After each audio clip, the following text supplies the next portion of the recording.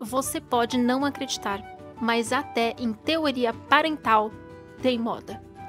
Hoje eu vou falar de teoria do apego, teoria da parentalidade positiva, consciente, com base na ciência e até na parentalidade 4.0, que é novíssima em folha. No último vídeo, eu trouxe para vocês os 4 estilos de parentalidade, que são a permissiva, a negligente, a autoritária e a autoritativa.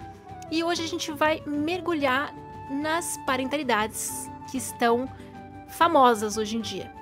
Fechou? Para quem não me conhece, eu sou a Mari Blecker, fundadora da Jabutiralê, e eu tô aqui para levar um pouquinho da ciência, da educação para o dia a dia das famílias. Bora? Tô chegando. Buenas, vamos entrar de cara no conteúdo aqui, porque hoje eu preparei muita coisa, tá? Seguinte, teorias de parentalidade. A gente sempre ouve e acompanha pela internet ou de quando em quando explodem as vendas de um best-seller sobre como criar um filho.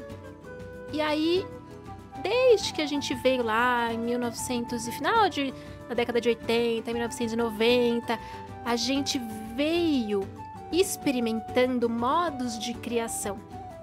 Mas eu vou te dizer uma coisa. Essas ideias que a gente recebe sobre o jeito ideal de criar filhos não começou ali na década de 80. Ela já veio vindo de antes, embora ainda não com esse título científico de estudos de parentalidade. O que nós vamos ver agora? Teoria do apego. Já ouviram falar, tenho certeza, da teoria do apego. A teoria do apego é uma das originais, das primeiras teorias que surgiram lá ainda na década de 90, no meio da década de 90, às vezes até um pouquinho antes, pregando a necessidade de os pais e as mães serem gente boa com as crianças, porque até ali, ser criança não era fácil, né? Vamos e venhamos, porque primeiro que a criança até um certo ponto da humanidade foi tida como um mini adulto.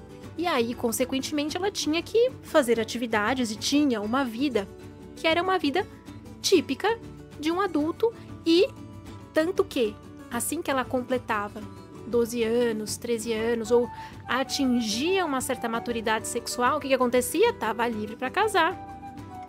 Então essa criança já tinha que saber ofícios, ela já tinha que saber trabalhos domésticos. Então, só depois, no final ali de 1890, 1880, começo do século XX, é que as famílias começaram a pegar mais leve com a criançada e que surgiu de fato, se sedimentou esse conceito da infância como a gente conhece hoje, como um período de desenvolvimento emocional, cognitivo, sensorial, psicomotor e que merece todo o respeito do mundo, todo o estímulo possível para que esse sujeito cresça, chegue à adolescência, ao estágio da vida adulta, munido de todas as ferramentas suficientes, essenciais para que ele viva bem, se dê bem na vida, seja feliz, tenha uma cabeça legal, saudável, consiga trabalhar, seja independente. Se quiser construir família, que construa, que possa construir uma família saudável, legal. Então, voltando para a teoria do apego. A gente acha que a teoria do apego é nova, né? Que veio aqui que uns caras começaram a falar dela de 10, 15 anos pra cá. Ela voltou na moda, na verdade, de 10, 15 anos pra cá. Mas quem primeiro começou a sugerir a necessidade de um afeto um pouco mais presente no relacionamento e na comunicação entre mãe e filho foram especialistas da psicologia e da medicina lá no começo de 1900. Melanie Klein, que é essa maravilhosa aqui, ela não fala especificamente sobre parentalidade, mas ela começou a sugerir a importância do afeto, do carinho e da revisitação das nossas dores como pais e mães, para que a gente conseguisse criar filhos de uma maneira mais saudável. Depois, em um diálogo com essa mulher maravilhosa, veio o Winnicott, em inglês, que também, nesse livro, especialmente de bebês e mamães, ele fala do apego, fala do objeto transicional, que também é algo que vincularia ainda a figura da mãe, a necessidade da presença de algo que levasse segurança para o bebê. E aí depois veio também um outro inglês, um psicanalista, o John Bowlby, que era também, né, enfim, psiquiatra, psicólogo, psicanalista britânico. Ele efetivamente trouxe nomes para o apego, para esse carinho que vinha se sentindo necessário se colocar na relação familiar. E aí, a partir disso, isso foi na década de 1950, tá? A partir disso, os especialistas começaram a nomear os tipos de apego. Então, eles nomearam, por exemplo, um apego como o apego seguro, que seria o apego, entre aspas, ideal, tá? O que seria o apego seguro? Seria o tipo de apego em que a criança confiaria no adulto. Sentiria conforto sempre que precisasse buscar a presença do adulto e sentiria que ela sempre poderia buscar a presença do adulto justamente por se sentir devidamente acolhida. De acordo com esses especialistas, esse apego seguro seria justamente a base para que as crianças conseguissem ao longo do tempo se sentirem confiantes para fazerem explorações de ambiente, do próprio eu, se relacionarem com os outros. Então, para eles, toda a base do bom desenvolvimento, do desenvolvimento saudável, emocional e da autonomia humana estaria no apego durante os primeiros anos de vida. Existiria outro tipo de apego, que seria o apego ansioso. O que seria um apego ansioso? A criança se sentiria confusa. Tô lendo aqui, tá, gente? Para passar a informação sem quebra aqui. A criança se sentiria confusa em relação à responsividade ou à disponibilidade do cuidador. Então, ora o adulto responde, ora o adulto não responde. Então, a criança ela não sabe em que momento e se o adulto que cuida dela está ou não disponível. E aí ela fica ansiosa. Consequentemente, ao longo do tempo, vai se formando um ser humano dependente e que experimenta crises de separação.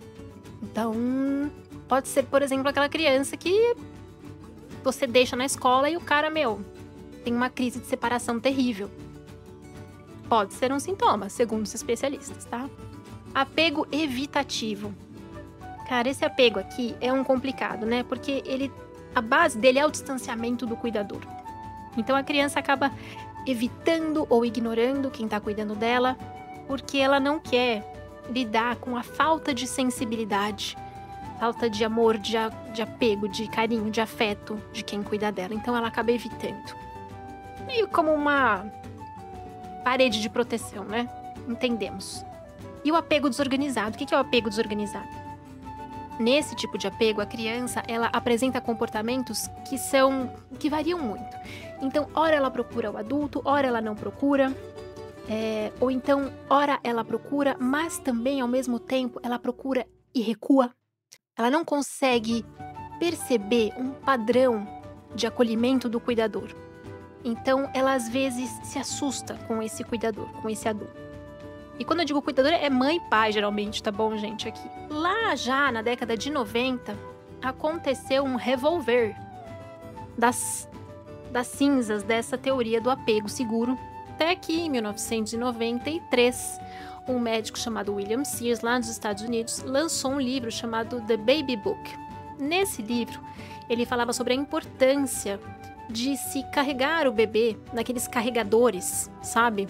Ou nas costas, ou na frente, porque as crianças que eram carregadas nesses carregadores e que tinham um contato próximo com o cuidador, eram mais, segundo ele, obedientes em relação às crianças que eram criadas de uma maneira mais solta.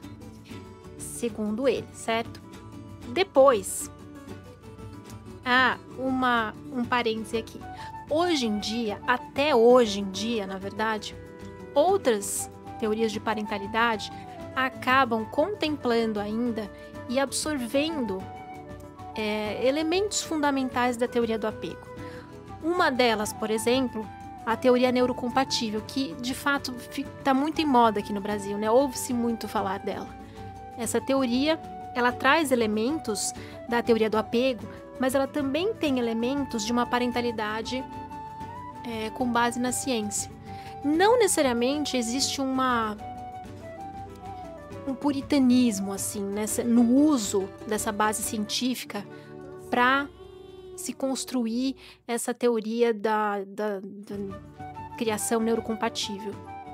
Foi uma invenção e, enfim, uma outra oportunidade eu posso conversar um pouco mais com vocês sobre isso, mas o que eu posso falar é que essa teoria traz temperos da parentalidade com base no apego seguro e também ela traz também temperos com base na parentalidade cientificamente embasada. Eu vejo muitos traços de permissividade nessa teoria, tá? Nessa tal da neurocompatível aí. Não uso. Outra teoria que depois aconteceu foi a teoria da parentalidade consciente. Ela surgiu na década de 90. Teve uma psicóloga americana que ficou muito famosa divulgando esses conteúdos, chamada Shefali Tsabary. Em 2010, a partir de 2010, ela lançou vários livros, e tem um que chama A Radical Awakening. Esse livro, ele fala da parentalidade consciente sob uma ótica da cura interior. Então, sabe, vocês já devem ter ouvido esse discurso por aí, né? Cure-se como adulto, porque você é o adulto da relação, você é a mãe, então primeiro você precisa se curar para que a partir disso você consiga criar o seu filho. Essa teoria, ela tem questionamentos, assim, muitos questionamentos, porque apesar de ela ser considerada, ou melhor, classificada como consciente, eu não sei se a gente poderia dizer que ela é puramente consciente do ponto de vista cognitivo, sabe? Porque existe uma pitada ali de uma autoanálise excessiva. É uma teoria que é isso aqui, ó, para descambar para culpabilização materna. É uma teoria que tem uma linguagem espiritual, era esse o termo que eu queria lembrar, uma linguagem espiritual, sabe? Então eu não sei se eu gosto muito de chamar esse tipo de parentalidade de consciente, porque eu não sei se ela merece o nome de consciência, tá? E ela fala muito dessa cura interior, da necessidade da cura interior, sem dar grandes ferramentas para isso. Então, tipo, ó, tô falando que você tá com probleminha aí, viu, mãe? Mas você procura o seu psicólogo para se curar, tá? Então eu não gosto de chamar esse tipo de parentalidade, esse tipo de material parental de parentalidade consciente, mas é o que é, tá? Depois veio parentalidade positiva. Eu tô falando depois, tá, gente? Mas as coisas elas foram meio que caminhando juntas. Surgia um aqui, depois de uma onda teórica, surgia outra ali para dialogar com ela e assim foi. Enfim, voltando. Parentalidade positiva ou disciplina positiva. Temos aqui esse famosíssimo livro da Jane Nelson, que se vocês não leram, acho que uma hora vocês vão acabar lendo, porque ela explica maneiras de você internalizar regras na sua casa sem que você seja autoritário, então de uma maneira mais afetuosa. Tem coisas boas nesse livro, assim como existem coisas boas que a gente tira da parentalidade positiva, mas que sim, no final das contas é uma teoria que ensina a criança a construir uma autopercepção e também uma percepção de autocontrole. Então, não necessariamente, e é isso que eu sempre costumo falar, é algo que vai funcionar para todas as crianças, em todas as situações. Às vezes funciona, às vezes não funciona. Então, são ferramentas, certo? Junto dela, ou melhor, depois dela, vieram outros autores também nessa esteira da parentalidade positiva. Hoje, eu acho que o mais famoso deles, que é um livro que muita gente lê, é esse aqui, do Daniel Siegel, que é o Parentalidade Consciente. E tem também, que é o mais famoso dele, o cérebro da criança. Então, também são livros que falam, né, de parentalidade, mas que têm pitadas de uma parentalidade com base na ciência e também dão ferramentas para você conseguir estabelecer regras na sua rotina e minimamente ajudar a criança a se adequar e a realizar atos de acordo com as expectativas de todo mundo que vive naquela família, sem deixar de acolher, claro, as vontades, as manifestações daquela construção do eu daquela criança.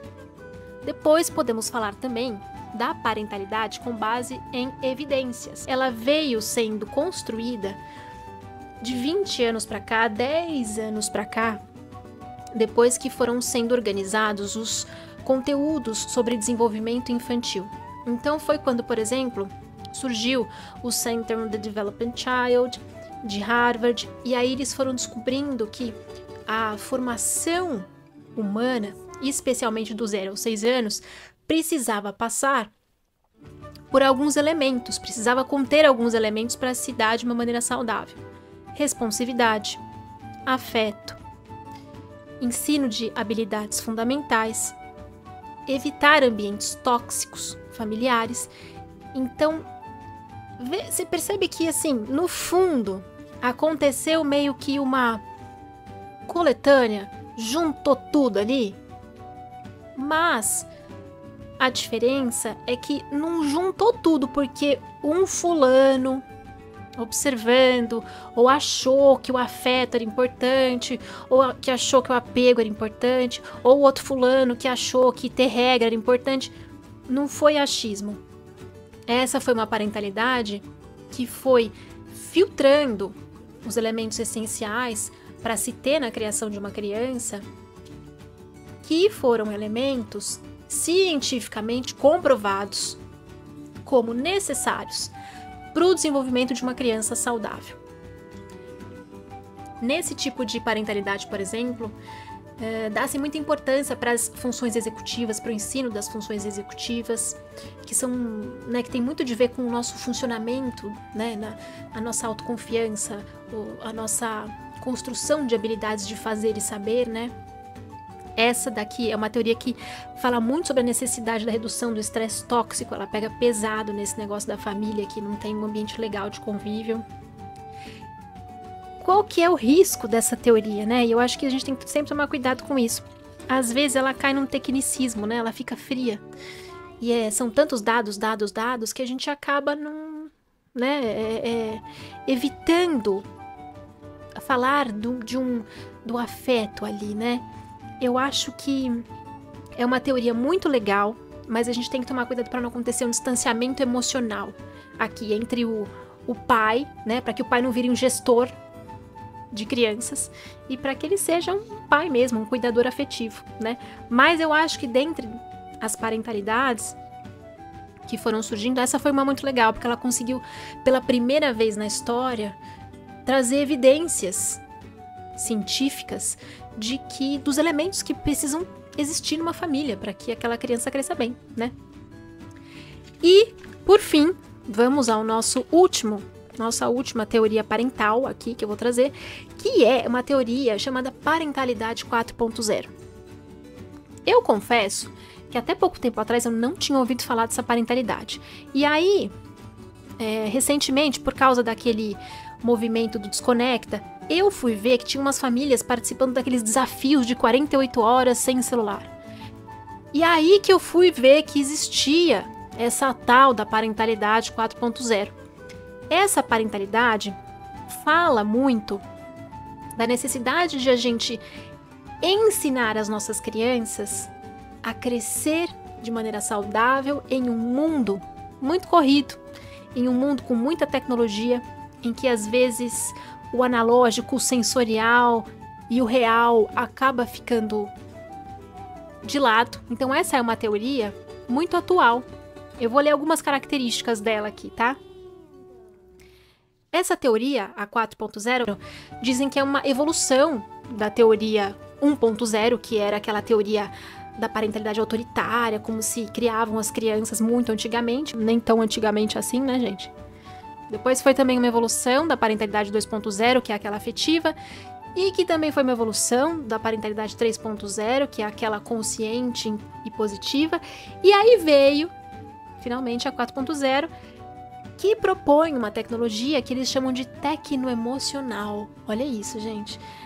É uma tecnologia que integra emoção, tecnologia, cognição, inteligência, né?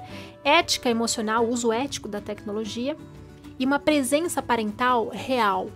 Essa teoria aqui, ela tem como o pilar, um dos principais pilares dela é da autorregulação digital.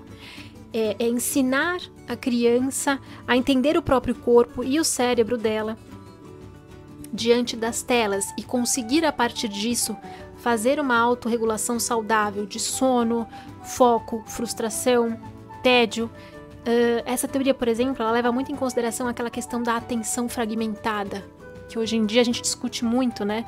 Por causa do uso excessivo da tela e também, não só da tela, né? Mas dos estímulos que mudam muito. Não necessariamente tem a ver com estímulos digitais, mas que a gente hoje vive num mundo de hiperestímulos. Principalmente quem vive em cidade grande.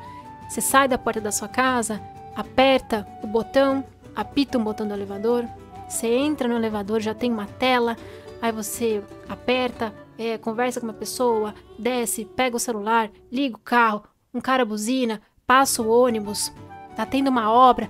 Então, assim, são muitos estímulos, hiperestímulos. É muito sobre isso.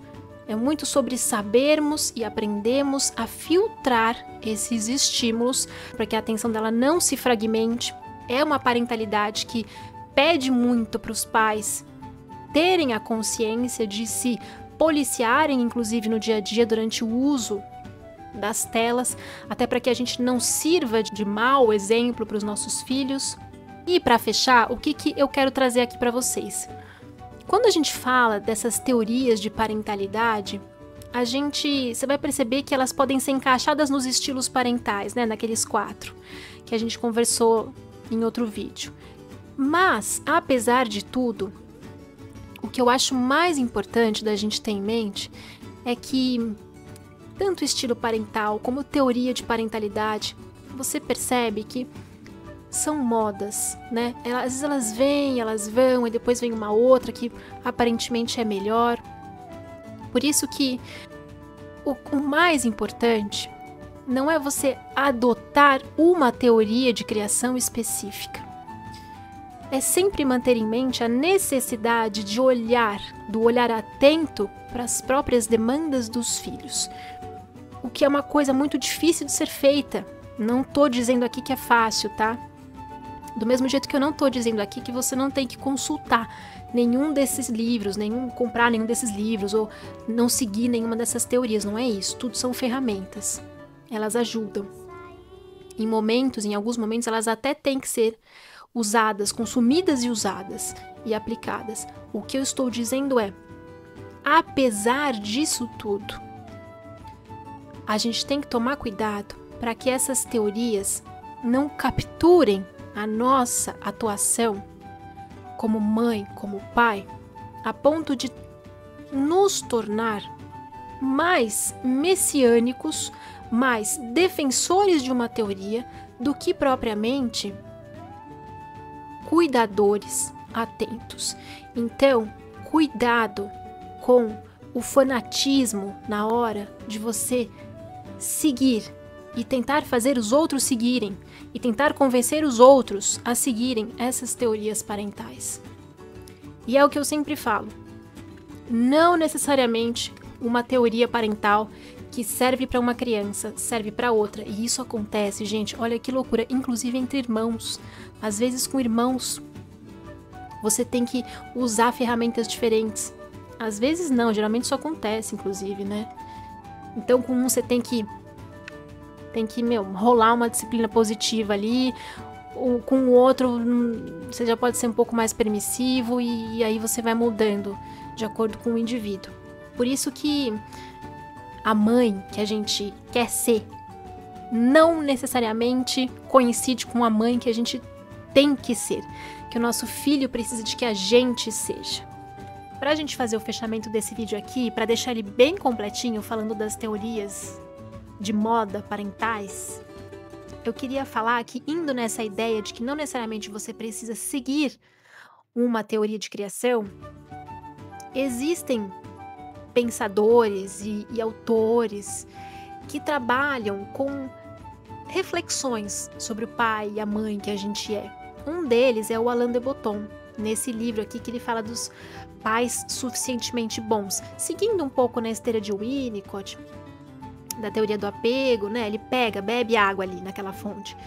Mas não deixa de ser uma maneira de a gente refletir, ou melhor, ter acesso a reflexões sem que necessariamente a gente se sinta compelido a seguir uma ou outra determinada teoria como se fosse ela a teoria de criação definitiva e resolutiva para todos os problemas de todas as crianças do mundo. Essa é a minha grande diferença, tá, gente? Então eu sou muito favorável a captar ferramentas de várias teorias e, acima de tudo, pensar, tá? Por isso que a gente tem, por exemplo, aqui na Jabuti, o livro do Famílias Inteligentes Educam Fora da Caixa, que é um livro que ensina nada mais, nada menos a pensar a educação. Eu acho que nada mais poderoso do que isso, independentemente da teoria de criação. E, último ponto, última informação do vídeo.